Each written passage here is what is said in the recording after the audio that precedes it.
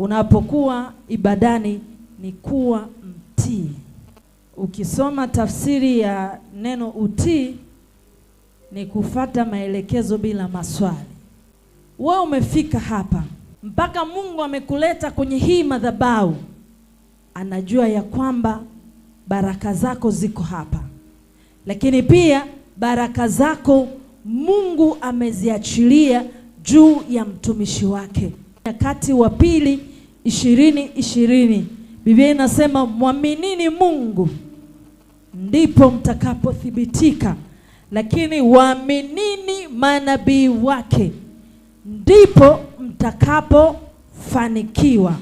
Watu wengi wanashindwa kubarikiwa kanisani kwa sababu mtu anakuja kanisani na namna yake ambayo ameshajiwekea kwamba mchungaji akifanya 1, 2, 3 ndio nitajua atanifungua, na asipofanya 1, 2, 3 sitafunguliwa. Na kwa sababu hiyo akiambiwa ingia maombi ya kufunga siku 3 anasema hapana, ule pastor hajaniombea, ananipa kazi ya kujiombea mwenyewe. Unatakiwa uelewe ya kwamba kama Mungu amemuinua mtumishi wake akamweka mbele ya madhabahu, ameweka nguvu ndani yake, ameweka mamlaka ndani yake, na ameweka funguo kwenye mikono yake, na namna ya kukufungua yeye ndo anajua.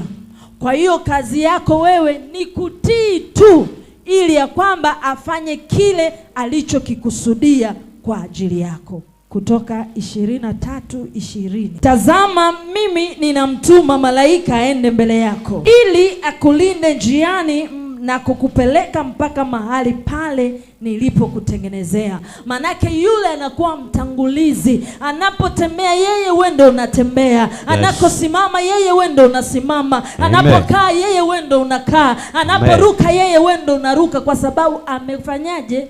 Amenitangulia. Amekutangulia. Maana ya kukutangulia tafsiri yake anakuongoza kutembea katika njia inayostahili, anakuongoza kutembea katika njia inayokufaa. Yes. Anakuongoza kupita katika njia ambayo itakuwa ni salama kwako, ikiwa lakini ukisikiliza sauti yake kweli, ipo mimi nitakuwa adui wa adui zako na mtesi wa hao wanaokutesa. Kwa kuwa malaika wangu watatangulia mbele yako. Manake utakapoamua kumtii mtumishi wa Mungu ambaye Mungu amemuinua kwenye hii madhabahu, Biblia inasema ya kwamba Mungu atakuwa adui wa maadui zako. Amen. Mungu atakuwa mtesi wa watesi wako. Amen. Mungu atapigana vita vyako. Amen. Mungu atakushindia vita. Yes. Mungu atakuinua mahali ambapo maadui zako wanakuangusha. Amen. Muisikize nini?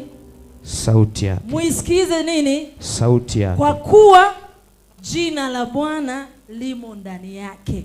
Hasemi kwa sababu tu anasema kwa sababu jina la Bwana liko ndani yake. Na kama jina la Bwana liko ndani yake, anafanya kile ambacho Bwana anamwagiza kwa ajili yako. Kwa hiyo acha kuwa na maswali mengi. Kazi yako ni moja tu, kutii na kufuata maelekezo.